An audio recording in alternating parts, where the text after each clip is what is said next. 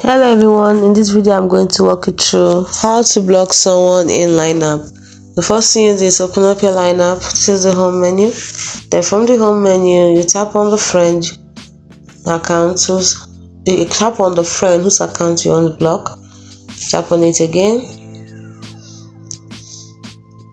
This opens up the conversation, but that's not what we want, so let's cancel. Let's do that again. Tap on the account of the friend who you want to block. Press down on it again and tap on block. You can see chat, favorite, block, hide from list, and delete. Tap on block. Now if you block this person, you will not receive any more messages from their account. You can unblock the person from the settings, click on friends and click on blocked account. So if you do want to block the account, confirm by tapping on block. It's as simple as that. Hope you found this video helpful on how to block someone online app. If you did, like and subscribe to this channel for more helpful tips like this which you put up every day. Thanks for watching.